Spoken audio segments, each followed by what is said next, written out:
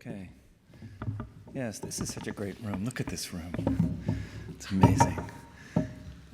It's a privilege to be here, to be back, and to have the opportunity to speak a little bit about this project that, as Nikolaus said, exists in a number of different forms, one of which is on the balcony in the foyer.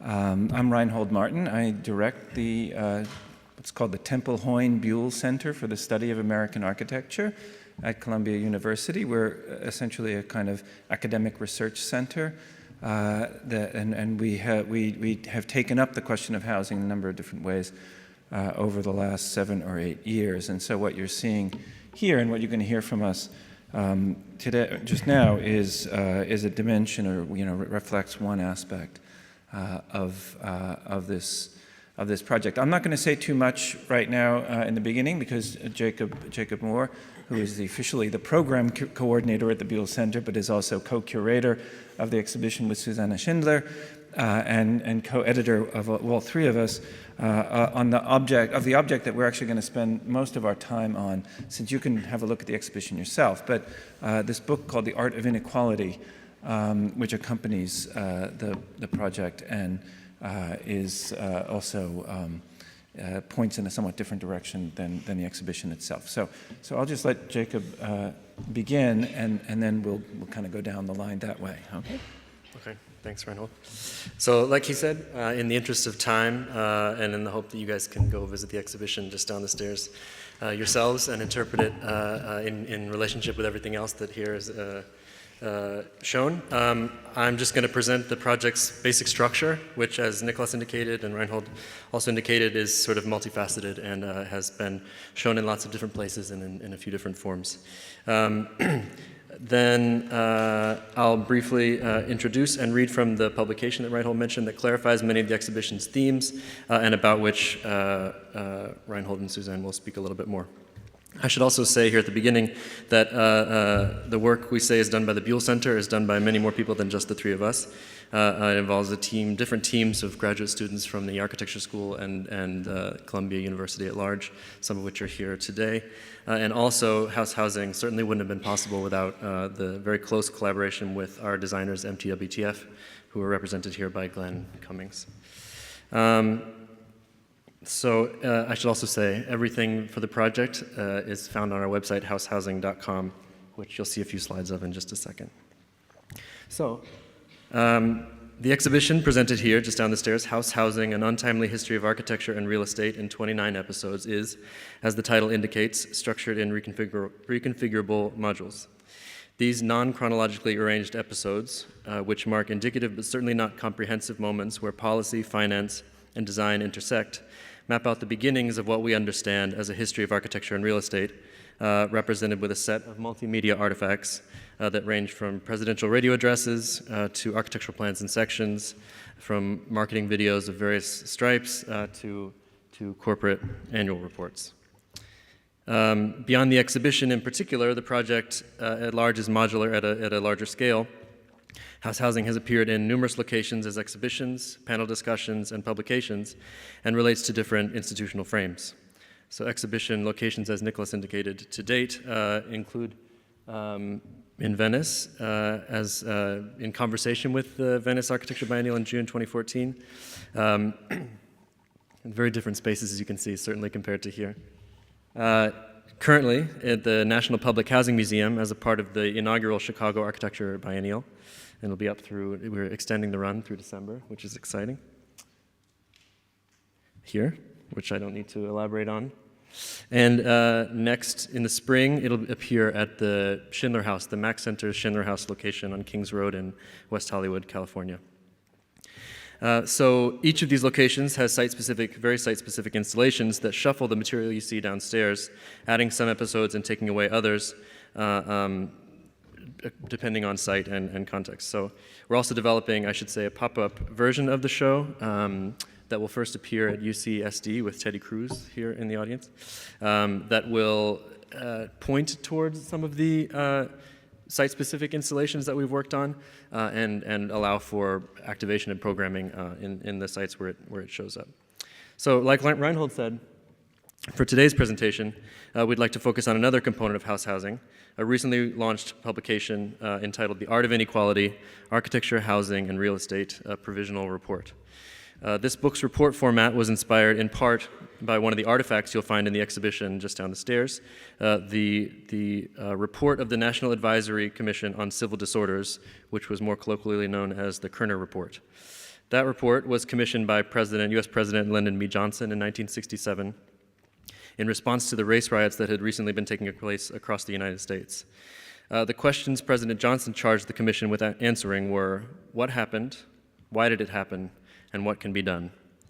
In the face of dramatically rising rates of inequality worldwide, we chose to think through the themes of our exhibition and our larger research project on architecture, housing, and real estate within this frame by asking a revised version of Johnson's questions in the present tense. What is happening? Why is it happening? And how is it happening? The contents of the book relate to this tripartite structure, and I'm now going to dive in and read a short passage from the first part, which I co-authored with Susanne Schindler, before I pass it on to her, and she's going to read another few sections in it, and then we'll pass it to Reinhold, who will read from his a section he wrote, and also zoom back and I believe read a second from the introduction and talk about some of the larger themes. So in the first part of the book that I'm going to read from, we work to describe the many ways inequality is defined, narrated, and designed. This passage is from the second of those sections called Narrating Inequality, and Framing Data is the actual section. Appropriately then, it is widely accepted that inequality, especially when construed as a threat to the American dream, is a defining issue of our time, as the following quotations related to the 2016 U.S. presidential campaign indicate. This is Jeb Bush in 2015. Millions of our fellow citizens across the broad middle class feel as if the American dream is now out of their reach. Too many of the poor have lost hope that a path to a better life is within their grasp. While the last 8 years have been a pretty good ones for the top earners, they've been a lost decade for the rest of America. And this is Hillary Clinton in 2014, actually. Today, more people are getting by, but they're not getting ahead. At the same time, the top 25 hedge fund managers make more than all the kindergarten teachers in the country combined, and the top CEOs earn 300 times more than a typical American worker. It's time for everyday Americans to share in growth and prosperity. And then Marco Rubio, 2015. Income inequality is a symptom of a bigger problem, opportunity inequality. And then finally, Bernie Sanders, just a cross-section of all the candidates that really were bringing it up in their own ways. Bernie says, we live in one of the wealthiest countries on earth, yet children go hungry, veterans sleep out on the streets, and senior citizens cannot afford their prescription drugs. This is what a rigged economic system looks like. Taken at face value, the exhortations of scholars and talking points for would-be presidents evince a common understanding of inequality as a principally economic issue, whose explanations are best framed by considerations of a nebulously defined middle class. Though finer points are debated, a consensus emerges about the basic nature of the problem at hand, which in turn dictates the nature of any possible solutions. This rhetorical loop defines the current limits of the discourse on inequality. But the fact nevertheless remains, as demonstrated quite specifically by housing, that understandings and usages of, quote, inequality, end quote, as a call to action cannot be uniformly or exclusively filtered through an economic sieve. Doing so presupposes the economy as an isolated phenomenon that takes precedence over all else. And then just jumping very briefly ahead. In a period that has now been labeled the Great Acceleration in reference to human-generated climate change, this fusion of the sociocultural and environmental context with economic thinking must be understood as constitutive of the changing and accelerating nature of inequality as such. Seeing income inequality as both an egregious and insufficient marker of contemporary conditions cannot be dismissed as self-contradicting.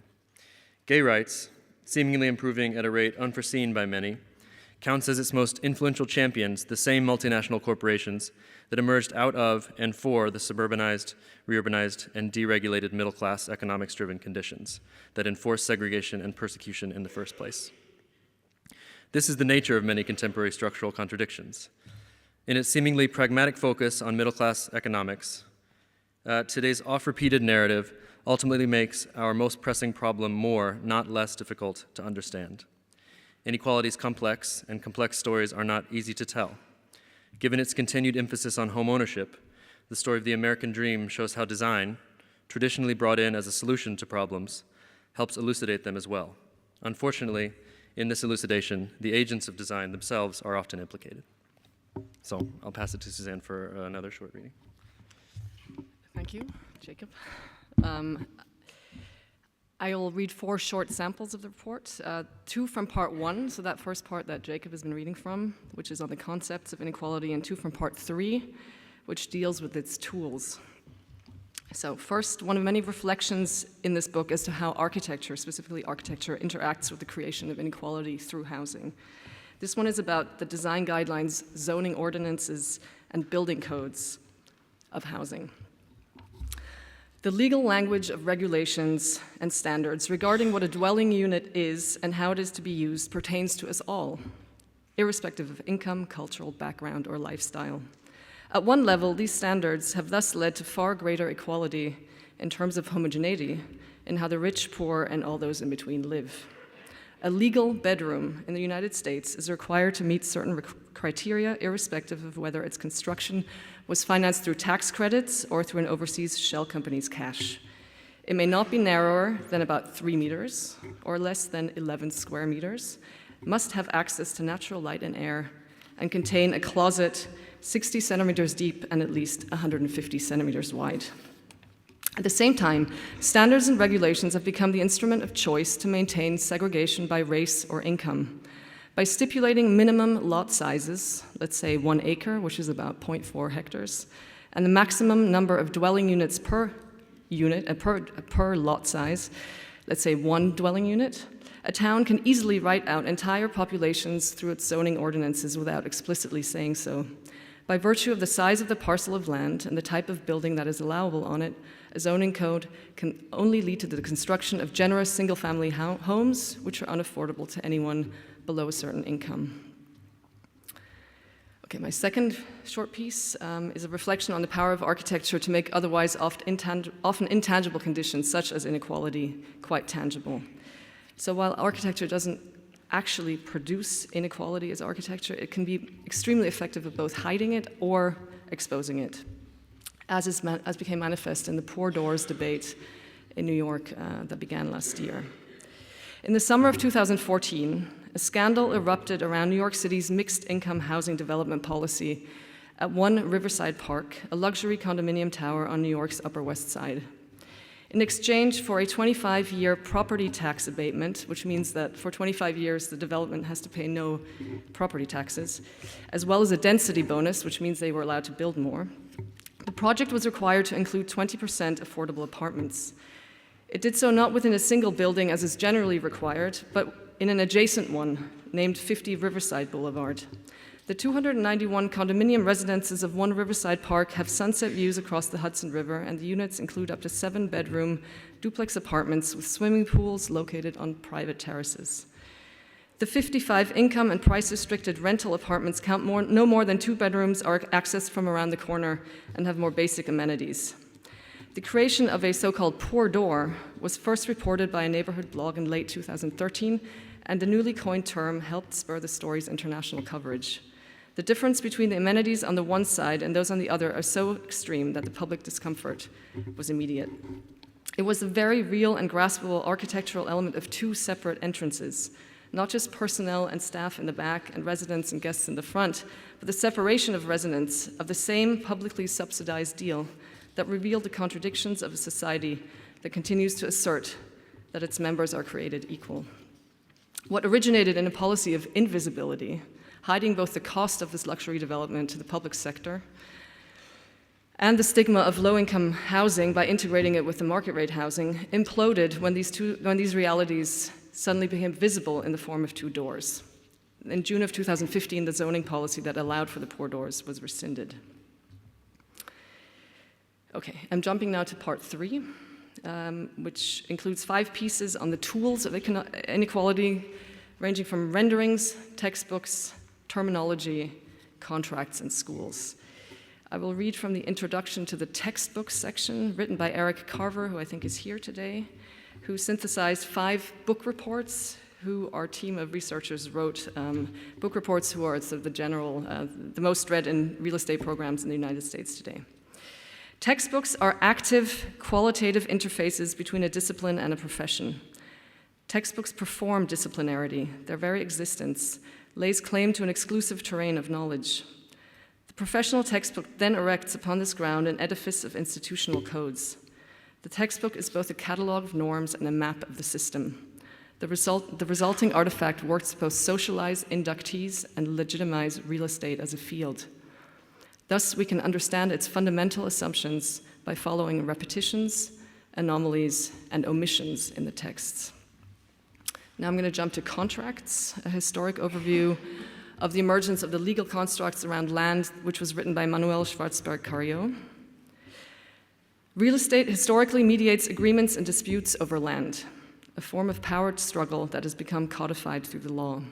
The central object of contention, is not land per se, but the very ontology of land, its status as something that can be variously possessed by an individual, traded, speculated upon, or held together by different political arrangements. Real estate thus has to be framed alongside legal philosophical discourses of the individual's right to private property, and more fundamentally, the modern conception of individuality as a naturalized condition. Property, personhood, and market economics together form the historical conceptual milieu of which the field of real estate emerges. Contracts are agreements between individuals and other entities, and are thereby the vehicles by which the law's proper subjects, including entrepreneurs, tenants, corporations, and debtors, are recognized and produced. Reinhold. Okay. All right, well, thanks. So you've just heard a few excerpts from, in a sense, the details of this report, and we're offering them to you in hopes that they will be sufficiently intriguing that you will actually be inclined to read the book. But just in case, I thought I'd say some more general things about the overall sort of project of the book, and by extension of the exhibition vis-a-vis its title, really, The Art of Inequality. And so I'm going to read a couple of things, first from the introduction and then from the text that I contributed to this. So we begin the whole thing by asking, what is inequality? Or better, how does it work? In other words, not in some ontological sense that there is a being called inequality, but rather that this is a function. Inequality is a function, is a thing that does work. This report sketches a partial answer to these questions in architectural terms, specifically related to housing. By inequality, we mean not only the measurable socioeconomic gap that separates the very wealthy from the very poor. You heard our presidential candidates speaking about that in Jacob's quotations, but also a seemingly endless chain of inequities around which both individuals and social groups hold conflicting interests. And this notion of conflicting interests is extremely important. I think it's also thematized throughout the show in a variety of ways. The whole exhibition, the whole Wohnungsfrage. In fact, one could say that this is the Wohnungsfrage. The housing question as such is a question of conflicting interests. This report only addresses a small subset of these, mostly centered on economic disparities, but with a close eye on how they link with others: structural racism, gender discrimination, and other exclusions or expulsions that are internal. In other words, built in to the American housing system. And we're concentrating on the United States here, but really implying the connections, the very specific ways and in which the socioeconomic inequities and inequalities that predominate in American cities, suburbs, and towns fundamentally relate to others elsewhere. So you can, and we could talk about that too, about the relation of this system to others. As the book's subheading suggests, this is by no means a definitive document. We call it a provisional report. And it is a kind of, let's say, reference to the Kerner report that Jacob referred to.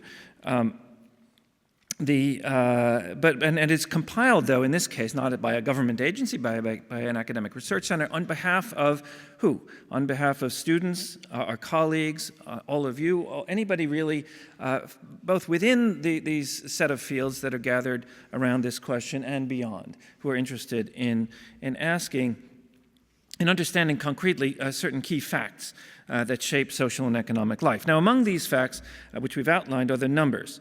that are captured quite famously in the slogans referring to the 1%, the ruling elites, or the 99%, like everyone else, that reveal the starkest of disparities. But at the same time, these numbers conceal others that run up, down, and sideways across the socioeconomic spectrum. In other words, this is why this is not just a set of charts that explains why, the sort of socioeconomic structure. Housing, understood as the material, social, institutional, and economic process that determines where members of a society sleep at night. In other words, very literally, that's what housing is. It's where you sleep. And also where they live and love, and perhaps where they die. Housing cuts an important cross-section through the dominant patterns. But like other instances of inequality, housing is not just an indicator of deeper trends. It consists of techniques that contribute to and perpetuate the very conflicts that it might seem only to reflect, including architectural techniques. In other words, to misuse a well-known phrase, housing is a verb. It does things as well as represents them. This is what allows us to speak of something like a housing system, a dynamic set of relations, a portion of which this report sketches via the logic and the, as it were, laws of real estate development, including those that are codified in textbooks that Susanne referenced, and the codes and the standards and all the rest of it. So we in this report, we therefore aim to show some of the ways in which real estate development effectively writes the laws that govern the American housing system, and perhaps by extension, the global housing system. The report's title, The Art of Inequality, emphasizes that far from being objectively given, these laws are pieces of artifice that amount to a way of governing, as in the expression, the art of governing. Insurmountable housing disparities are not a historical accident. So the issues that we're addressing are not an historical accident. Nor are they merely the unintended side effect of well-meaning policies and practices. They are designed. Inequality is designed, built into the system by which housing is produced and maintained in the first place. Architecture matters here precisely for this reason. For it, too, does not come after economic forces, those mysterious representatives of like this fictional thing called the economy, have done their work. Architecture doesn't come after that. Architecture actively participates at every step simply because there is no housing without architecture. However humbly defined or constrained its authors, architects, designers, policymakers, developers, bankers, residents, etc., however confined everyone may feel. And yes, it does seem that today everyone is talking about inequality, but perhaps that's because inequality is everywhere, and political standoffs between incentivized luxury development and rent regulation run parallel with a litany of racial violence that in turn reflects the role of both race and space in determining economic outcomes. Newspapers lament gentrification while featuring lush advertisements for improbable dwellings populated by two-parent, three-child families who seem only ever to be waiting for the guests to arrive. Housing is analyzed daily for its cause. It's not like nobody's talking about it. It's actually constantly being discussed in the public sphere. It's analyzed daily for its role in construction starts, mortgage interest rates, and home values growth or decline, with its artfulness largely relegated to sidebar commentaries in lifestyle magazines. The housing system is all of this and more. Understood most blatantly as the form given to real estate, we say here, it is what makes real estate real, but also as an arrangement of material things that makes real estate possible. Architecture is what makes real estate real, thus becomes both evidence and instrument of growing socioeconomic divides. Okay, and so that's an excerpt from the introduction, and I'll just read a couple of things, maybe one or two things, about how this might work. So there's a section, that's been scrolling here that is the one that I was responsible for writing. We divided this up, and it's called Real Estate Agency. And I'm just going to read a couple of pages from this. This echoes in more specific terms, more classically architectural terms, the general points that I was just making. So simply put, real estate governs. So it's not just that, again, like real estate is like this magical thing out there. It's a thing that does things. It's a process that does things. And what does it do? It governs. This is different from saying that it, capital, real estate, etc., determines. But what is it to govern? It may seem self-evident that to govern one needs a governor, an agent or a set of agents, an institution or a set of institutions. Real estate or real estate development may therefore seem an unlikely candidate for such a role. For though real estate is filled with agents, they typically figure only as brokers, as go-betweens, intermediaries, or at the other end of the circuit as developers, oracles, who discern and develop potential, kind of magicians, right? And advisors or assistants who merely fulfill existing needs. But governing is an art. It derives from techniques, not agents. Inequality is one such technique. It's a technique. It is designed, built into the system, as I said before, to say what we already know as plainly as possible. Inequality in housing is an intentional consequence of the real estate system rather than a historical accident. Were there no inequality in income or wealth, and most housing in the current system is a form of wealth or capital? This is architecture as capital, not architecture and capital, architecture literally as capital. There would be no opportunity for profit or no incentive to speculate if this wasn't the case, and the system would collapse.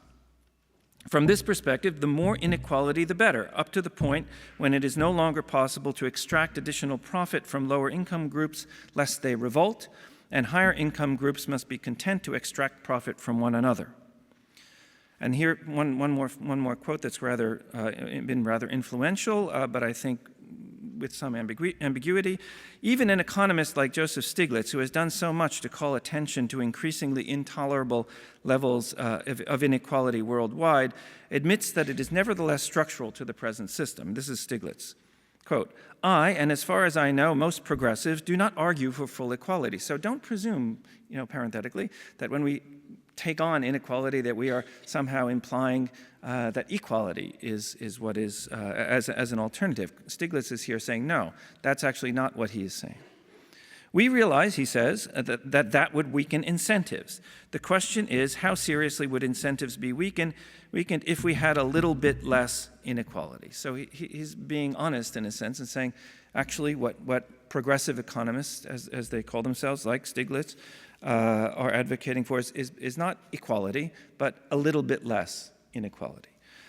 So we, in this book and in the project and so on, would like to have tried to take, in a sense, this discourse at its words and try to explain exactly how that works and what it does, specifically, how it governs our cities, our lives, and so on. The details are in the rest of the book.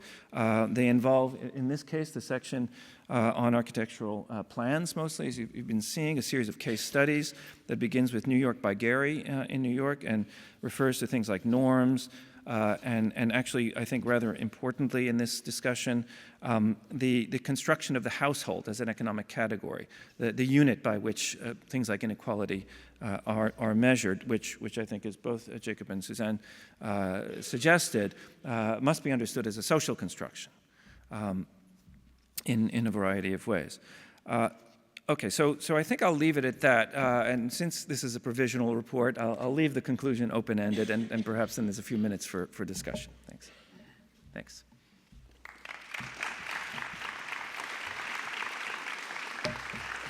Yeah. Thank you so much for this brief insight in this really fantastic book on the art of inequality. I wonder, well, it became very clear from what you said that inequality is something designed and not a historical given or accident or nothing we should think of natural. Would it be possible, or would you think about the attempts of designing equality? Because, of course, the architectural history is full of those attempts, and I think the moment when architects actually invented for their profession actually housing as a topic, well, it's a rather recent phenomenon in a way, in large scale. equality was the main topic. And of course, one could argue, well, maybe this was a historical failure, architects maybe emphasizing their role a bit too much. Well, how would you relate inequality and equality in terms of all the aspects you mentioned, legal, design, etc.? You guys want to say something? I can go with some of the examples, but go ahead if you No, want. I think it's better to stick to better Stick to to stick to the reading. examples. The examples that we have in the book, which are in Reinhold's section. So. I invited your question, so I'm going to answer it. No, I think it's better to use the ones that you, yeah. Well, I would like to point to the exhibition, which some people have not recognized as an exhibition in its version here, because it so seamlessly fits into this the surroundings. But our exhibition is on view in the blue sofas up on the gallery next to the coat check. So it is an exhibition. And It you was will hear designed. certain voices speaking to you if you listen carefully. But there's one video clip in particular I'd like to point you to on this question, and it relates to the discussion about diversity and sameness and inequality, which are all related somehow. And there's a short clip of Glenn Beck, who is a conservative, or was a conservative. Is? Yeah. Talk show. Oh, he came back. Okay. He's basically ranting against an equalized society and says if we're all going to be the same, we all need to have the same stuff, and we're going to end up living in a place that looks like this. It's Co-op City, and these are 33-floor towers that actually do look very Eastern European, but they were built in New York. And so the idea that equality would imply sameness and would not allow for diversity, and of course diversity, especially in a politically correct context, actually implies that we can accommodate a diversity of people, that we can't be homogenized. So I think that's part of the difficulty, how to balance in the public perception equality with the right to be different, let's say. But anyway.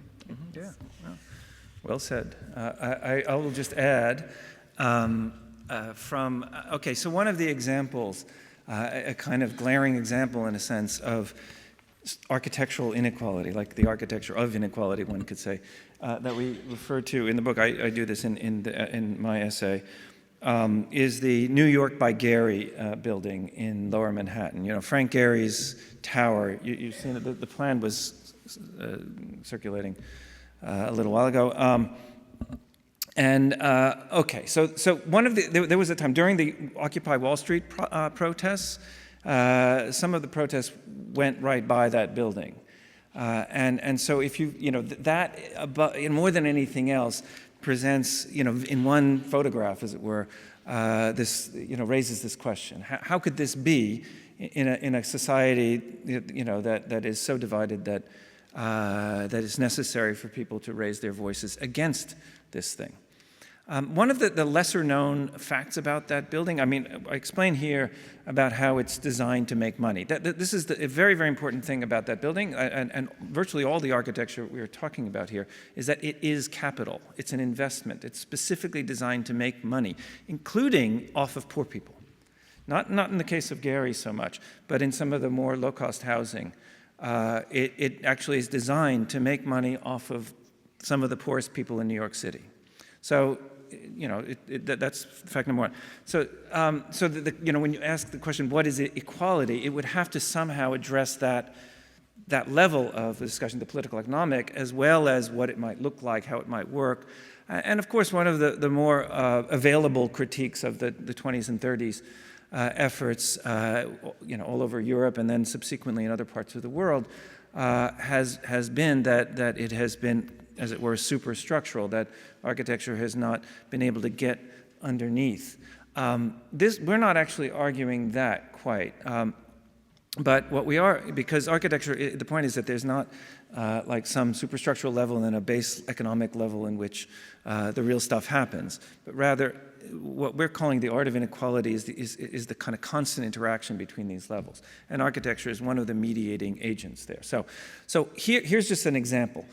There is an instance in that building that is, as it were, more equal, let's say. Very minimally more, but importantly, which is to say that at the base of that building, in order for that building to get built, because there is still a thing called the state, even though the state has withdrawn, as you said, from much of these responsibilities, the developers had to negotiate with the city, and they had to provide a public school.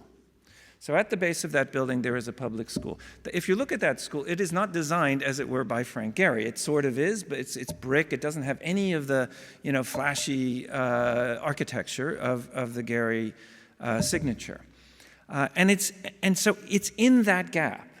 And of course, it's a school for people who live near Wall Street. It's still for the relatively wealthy, but it's a public school. It's very important. That's a significant difference. It's a public school, and something that implies something like equal access to education, right?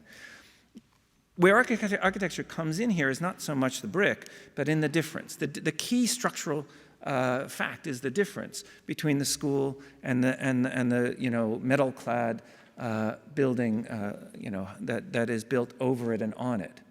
And until we develop the critical tools and the creative tools, I'm not just talking about analysis, but the interventions, the capacity to intervene in that gap, in that moment, when rather than, let's say, the public school being the condition for which speculation is going to be possible, on which it's possible, but rather that gap becomes unthinkable. And architecture can help make that unthinkable, if you think about it. Then we're not going to be able to answer the question in any satisfactory way. I'd like to open up the discussion, of course, to the audience. So if there are any questions, please go ahead. There's one over there.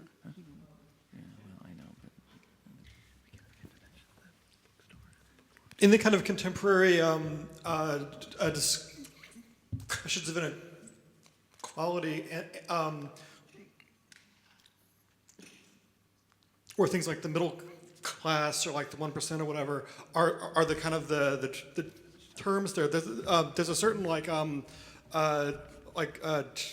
tautological aspect to these, like where the middle class it is kind of self-defined as the middle, and there's always going to be a mid-range of a spectrum. There'll always be a top 1% of any number set, and then and it seems like it has this kind of a separation from a functional definition of the classes. Like the middle class is not like the working class or the ruling class or the property owning class versus the renter class. And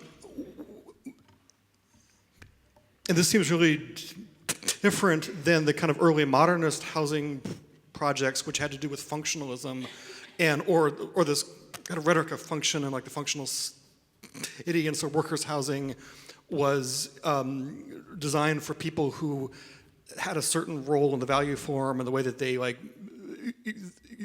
way they were housed had to do with the way that they made money. And so now that it seems like one of the kind of like the miseries and the weirdnesses of the kind of like the neoliberal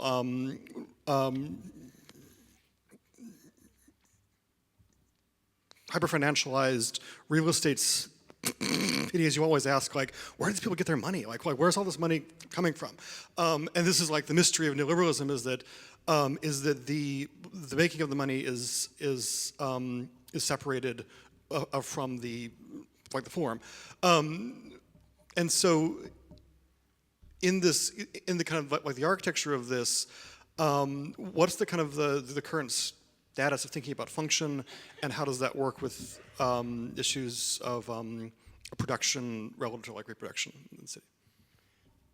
I can answer. I'll answer. So yeah, it's a great question, Alan.